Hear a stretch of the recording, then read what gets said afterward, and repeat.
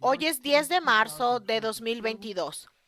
Todos estamos viviendo un ritmo de acontecimientos increíblemente rápido que requiere de todos nosotros una mayor calidad de pensamiento estratégico y deliberación que en los llamados tiempos normales. En las últimas semanas, a Helga y a nuestros colegas les han pedido ofrecer soluciones a la crisis. Y estoy muy feliz de que haya podido haber algo de tiempo hoy para hablar con ella.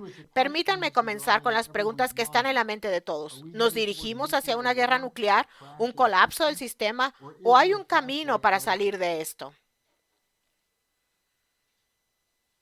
Permítanme comenzar con una cita de Helmut Schmidt, sus comentarios en 2014, donde en una entrevista, creo que fue con The Site, dijo que los burócratas de la Unión Europea eran megalómanos, que estaban obligando a Ucrania a tomar partido entre el este y el oeste, y al hacer algo de lo que ellos no tenían ni idea de lo que era, a saber, la política, estaban creando una dinámica hacia la Tercera Guerra Mundial.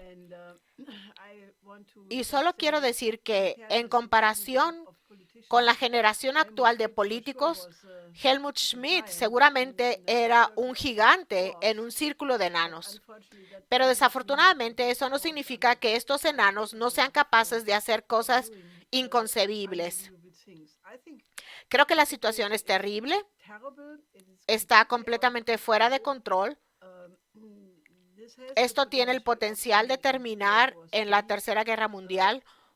Occidente ahora mismo está involucrado en un acto suicida de autodestrucción. Si nos fijamos en lo rápido que la economía alemana,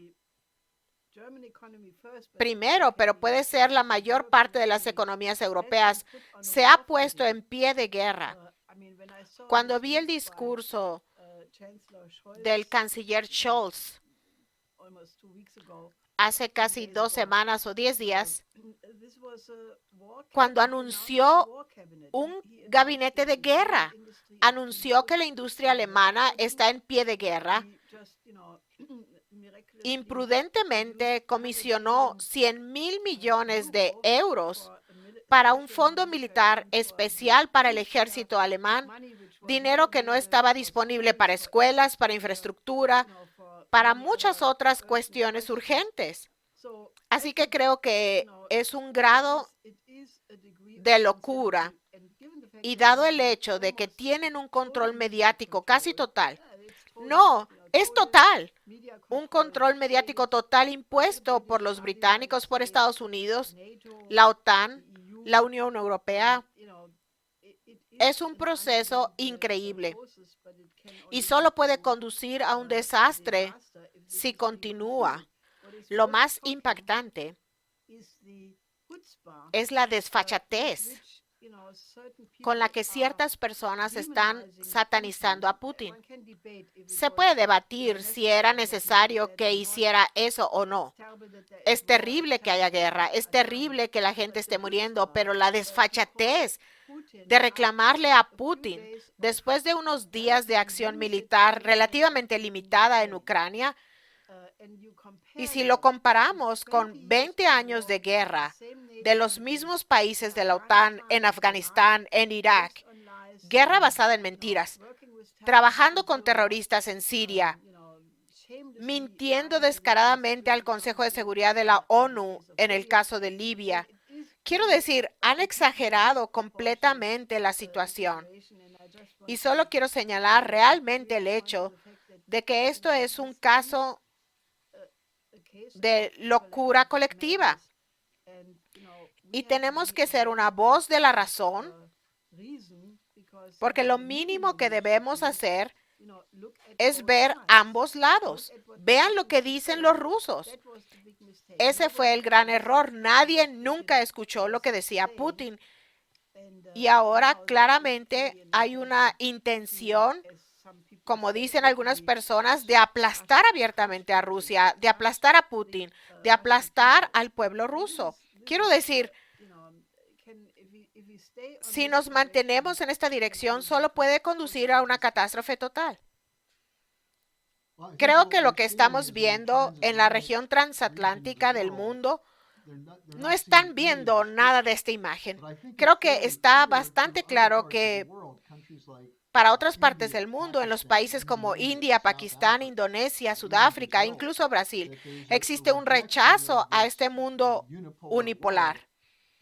Y no estoy seguro de que personas como Biden, Blinken y Boris Johnson tengan idea de que lo que dicen no es aceptable para gran parte del mundo. Bueno, un posible resultado de esto es, naturalmente, el objetivo de esto es crear tanto caos en la economía rusa que haga prácticamente imposible que Rusia continúe con la operación militar en Ucrania y aplastar su economía para con suerte lograr un levantamiento contra Putin para deshacerse de él de esa manera. Esa es una posibilidad, pero lo más probable es que si siguen así, se forme un bloque. Porque cuando le preguntaron a Wang Yi en su conferencia de prensa anual cuál era la actitud de China con respecto a Rusia y Ucrania, Wang Yi dijo que son socios tan sólidos como una roca de Rusia. Y también está muy claro que China, que tiene una enorme demanda de energía, de alimentos, todo lo que Rusia puede exportar, y Rusia obviamente está cambiando para ya no exportar más a los países habituales. Podría suceder que veamos la formación de un bloque con un reemplazo del sistema y que este sistema les parece mucho más atractivo a muchos países del mundo. Naturalmente, esto es muy peligroso y puede conducir a la Tercera Guerra Mundial, porque el factor de las armas nucleares en todo esto hace que sea absolutamente increíble con qué falta de cuidado, con qué falta de consideración se lleva adelante esto. Bueno, a medida que esto se desarrolla, la idea de un nuevo sistema financiero puede volverse cada vez más atractiva para las personas en Occidente, porque a lo que nos enfrentamos, creo que acabo de ver una cifra, es una inflación de 7.9% en febrero en Estados Unidos en los precios de los alimentos, la posibilidad de escasez de alimentos, apagones, gasolina a $10 el galón en Estados Unidos, falta de fertilizantes y así sucesivamente. Esto realmente pone a la humanidad en un curso muy corto hacia la escasez, el hambre, inanición, y eso va a tener una reacción incluso en Occidente. A corto plazo, una de las cosas terribles que lamentablemente es difícil siquiera pensar en cómo se puede detener, dado que Rusia, Bielorrusia y Ucrania son los principales productores de alimentos, de trigo, de fertilizantes, y esto de por sí causará un efecto increíble. En primer lugar, los precios suben. El precio de los fertilizantes se ha triplicado en 20 meses y en los 2 últimos meses del año pasado subió un 60%. Entonces, los agricultores de todo el mundo están desesperados porque con estos precios, los precios de energía, gasolina, fertilizantes, pesticidas, no pueden empezar la siembra de primavera en la forma en que lo harían normalmente en este momento. Entonces, la expectativa es que solo mirándolo en un momento dado ahora, 100 millones de personas más a partir de ahora morirán este año de inanición. Esto se suma a los 300 millones sobre los que el Programa Mundial de Alimentos ya había advertido antes de que estallara esta crisis. Turquía, por ejemplo, depende de 87% del trigo de Rusia, al igual que el norte de África. Entonces, es una situación inconcebible. Y permítanme decir esto, para abordar toda esta hipocresía, la UNICEF y el Programa Mundial de Alimentos han dicho que 1 millón de niños menores de 5 años en Afganistán están muriendo porque deberían estar en cuidados intensivos, lo cual no existe en Afganistán. 8 millones de niños están muriendo ahora mismo en Afganistán y 22 millones de personas están en peligro de morir este año. Y hasta ahora el Programa Mundial de Alimentos solo pudo hacerse cargo de 12 millones. Y Occidente no hizo absolutamente nada. Siguen con las sanciones contra Afganistán, continúan con la retención del dinero que pertenece a Afganistán. Entonces, si solo vemos estas cifras, no hay duda de que hay más personas muriendo como consecuencia de esta política en Afganistán que en Ucrania. La diferencia es que la gente en Afganistán no se parece tanto a nosotros. Han estado diciendo esto. Estos hermosos ucranianos se parecen a nosotros, se parecen mucho a los europeos y tienen todos los mismos valores. Si eso no es una forma de racismo, no sé qué es. Porque la gente en Afganistán no se parece a nosotros, pero son seres humanos exactamente como nosotros. Y por eso la hipocresía es simplemente el colmo. Cuando hablas de hipocresía, una de las cosas que inmediatamente viene a la mente es esta idea. Escuchamos de Biden, de Blinken, de Boris Johnson, de Scholz, que estamos luchando por la libertad del pueblo ucraniano, su soberanía, su democracia, y sin embargo, hace solo 8 años que derrocaron al gobierno elegido democráticamente de Ucrania y lo hicieron con la ayuda y el apoyo significativo de un pequeño pero poderoso grupo de milicias neonazis. Ahora, lo que dicen sobre Ucrania es, ¿cómo puede haber nazis en Ucrania cuando Zelensky es judío? El hecho es que todo el mundo en Europa sabe que hay nazis en Ucrania. ¿No es esto un ejemplo del más alto nivel de hipocresía?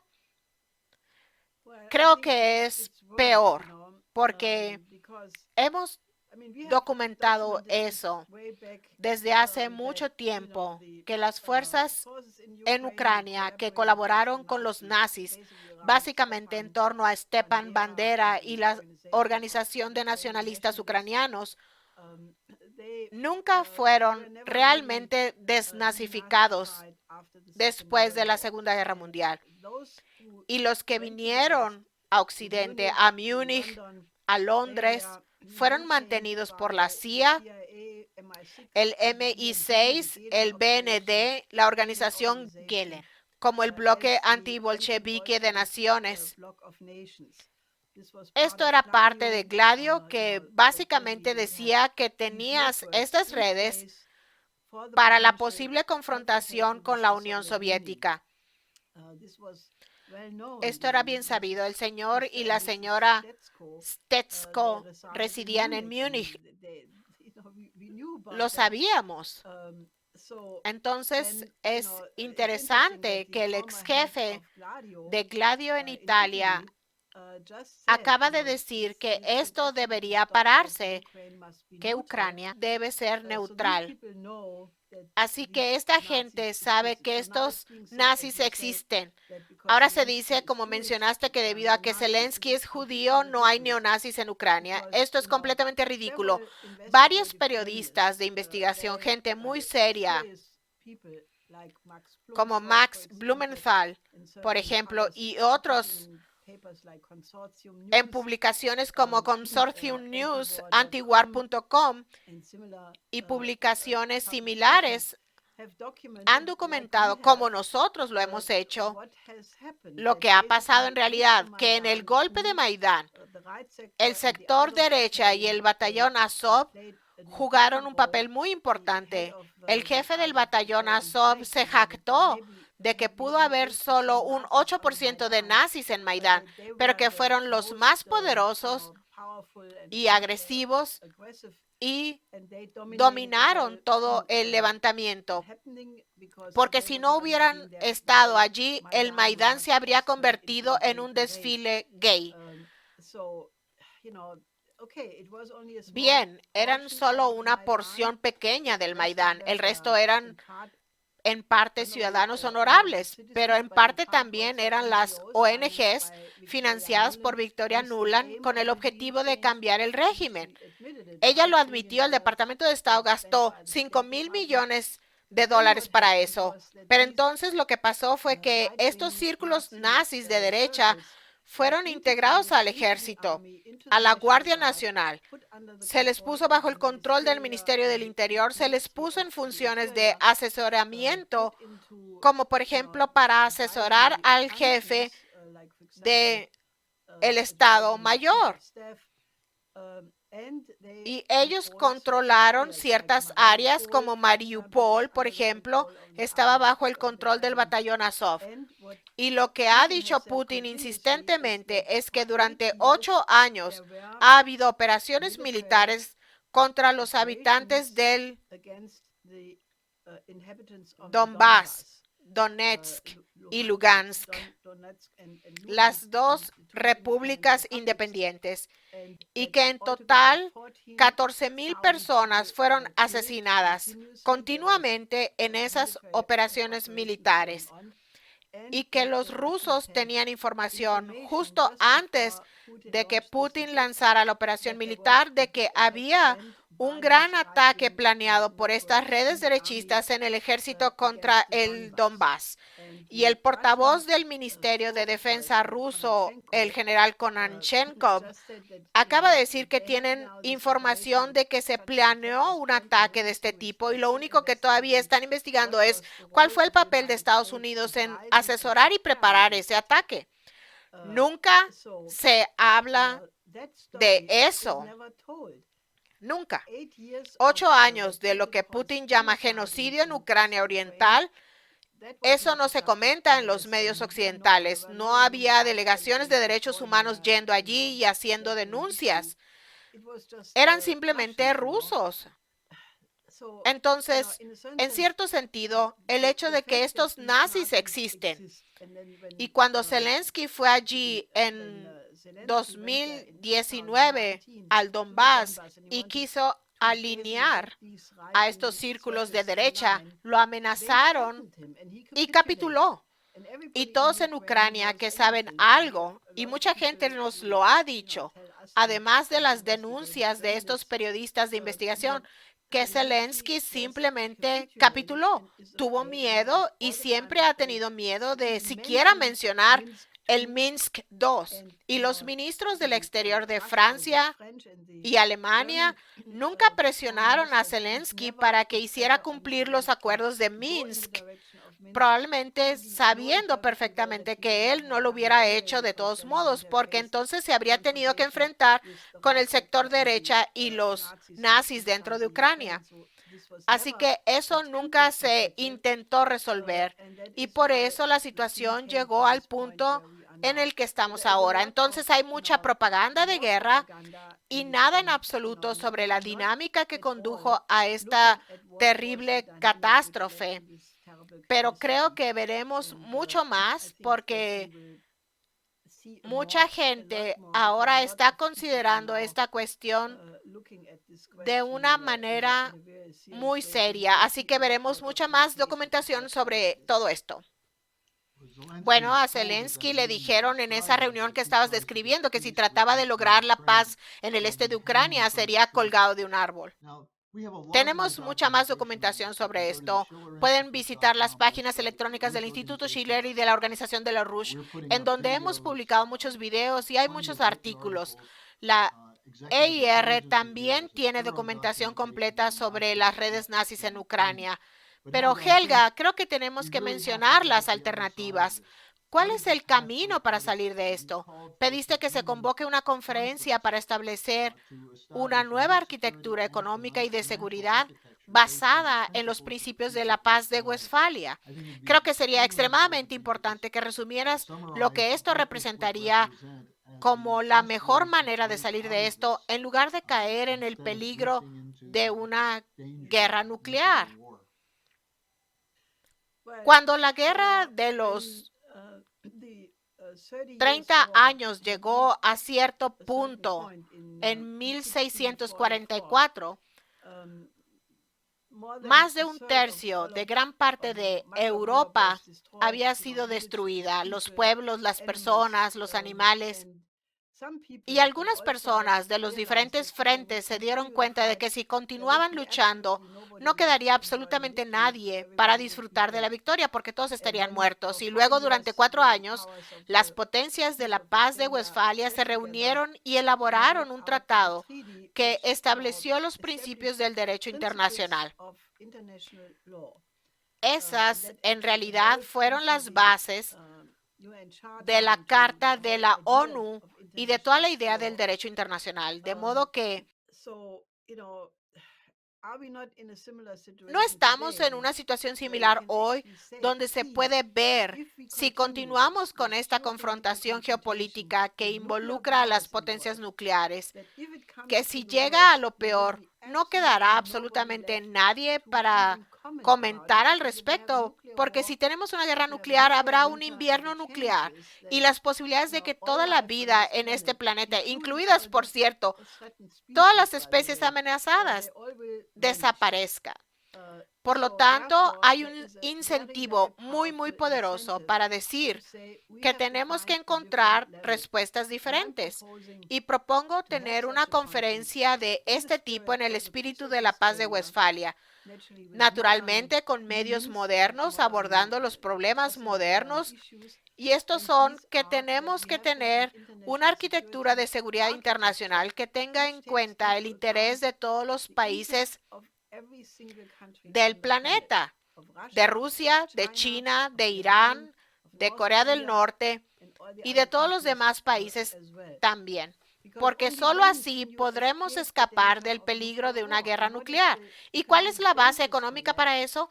Sería la integración de Estados Unidos y Europa con la iniciativa de la Franja y la Ruta, o como han dicho Wang Yi y Xi Jinping. ¿Por qué no unir la iniciativa de la Franja y la Ruta con la política de Biden de reconstruir mejor al mundo y con la política Gateway de la Unión Europea? Naturalmente, tendría que ser una política en el interés de los países que son objeto de esta inversión, es decir, la infraestructura y el desarrollo industrial real, y no solo la jerga de lo sostenible. Eso es lo que tiene que ser la base para una arquitectura de seguridad conjunta de este tipo, porque solo si se trabaja en el interés económico de los demás, puede haber una reconstrucción de la confianza y una reconstrucción de las relaciones normales que respeten la soberanía de cada país. Ya saben, los 5 principios de la coexistencia pacífica, los principios de la Carta de la ONU. La Carta de la ONU es extremadamente importante y debe respetarse como primer paso, porque hasta ahora ha sido lo mejor a lo que hemos llegado en derecho internacional. Eso hay que ponerlo en la agenda. Ahora, algunas personas dicen que esto es totalmente imposible. ¿Por qué lo dicen? Dicen, estamos en una guerra, nadie te escuchará, tenemos que esperar hasta que termine la guerra y después podemos pensar cómo reconstruir. El problema con eso es que si tenemos una guerra nuclear, no habrá nadie para discutir. Entonces digo, tenemos que pensar en cómo salir de este lío ahora. Y también estoy en contra del argumento de que primero tenemos que pasar por el Valle de Lágrimas hasta que la gente realmente se dé cuenta de que ese no es el camino correcto. Bueno, en este momento, la destrucción de la economía va tan increíblemente rápido que nos estamos hundiendo en un abismo absoluto. Y por lo tanto no nos queda tiempo. Así que hemos planeado tener una conferencia virtual internacional, una videoconferencia bastante pronto, tal vez dentro de 4 semanas, tal vez 6 semanas, en un periodo de tiempo como ese, con representación de personas de diferentes países que están de acuerdo en que necesitamos un nuevo paradigma de relaciones internacionales basadas en estos principios a los que me acabo de referir. Y quiero invitarlos a ustedes que están viendo y escuchando a unirse a nuestros esfuerzos para organizar tal conferencia, porque este es nuestro único planeta. Si destruimos la existencia de la civilización, entonces no quedará nada. Beethoven habría compuesto para nada. Schiller y Shakespeare habrían escrito sus dramas y poemas para nada. Y creo que es una idea inaceptable. Así que les hago un llamado. Realmente deberían ayudarnos a hacer entrar en razón a más personas. Y hay mucho en la historia que se puede aplicar en este momento. Y la paz de Westfalia es una de las lecciones más importantes. Pueden unirse a nuestra movilización visitando la página electrónica del Instituto Schiller y descargando la petición para esta conferencia y fírmenlo, háganlo circular y discútanlo. Y creo que Helga acaba de dar la razón más poderosa de por qué. No es solo una cuestión de supervivencia, sino una cuestión de restaurar la dignidad de todos los seres humanos. Únanse a nosotros en eso. Helga, gracias por acompañarnos hoy y si todo sale bien, espero verte de nuevo la próxima semana. Sí, actívense.